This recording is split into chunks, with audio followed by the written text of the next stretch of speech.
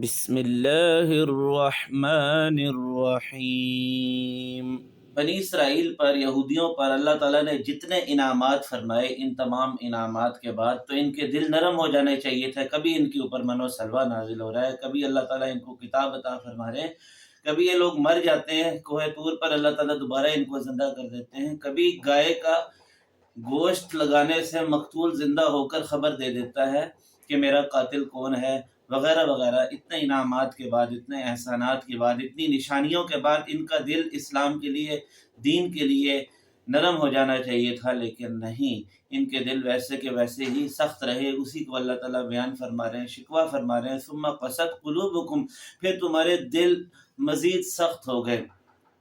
من بعد ذالک، اس سب کے بعد، فہی کالحجارہ، گویا وہ پتھر کی طرح ہو گئے، او اشد قسوہ، لیکن نہیں بلکہ پتھر سے بھی زیادہ سخت ہو گئے ہیں، اس لیے کہ فإن من الحجارة لما يتفجر منه الانہار، بعض پتھر تو ایسے ہوتے ہیں جس سے پوری پوری نہریں بہہ پڑتی ہیں، اور ان کے دل تو ایسے نہیں ہیں کہ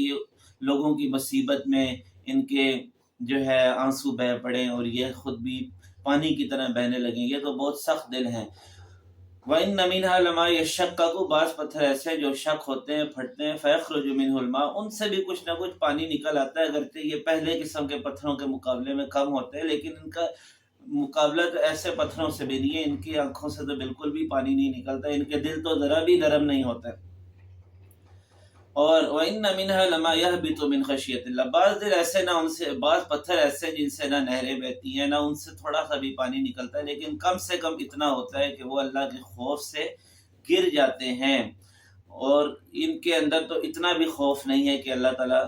کے لیے یہ گر جائیں، بلکہ یہ تو ان پتھروں سے بھی بدتر ہیں۔ یہاں پہ سوال پیدا ہو سکتا ہے کہ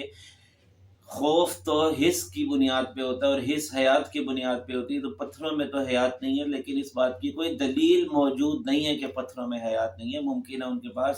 ایسی حیات موجود ہو جن کی بنیاد پر وہ محسوس کر سکیں۔ اللہ تعالیٰ سے دعا ہے کہ وہ ہمیں سخت دلی سے محفوظ فرمائے، ہمارے دلوں کو اپنے دین کے لیے منور فرمائے، نرم فرمائے، اور اپنے دین کے لیے ہمیشہ اپنے آپ کو عاجز رکھنے کی توفیق عطا فرمائے، دین کے لیے آگے سے آگے بڑھنے کی توفیق عطا فرمائے، اپنا قرب عطا فرمائے، اور خاتمہ بالایمان نصیب فرمائے۔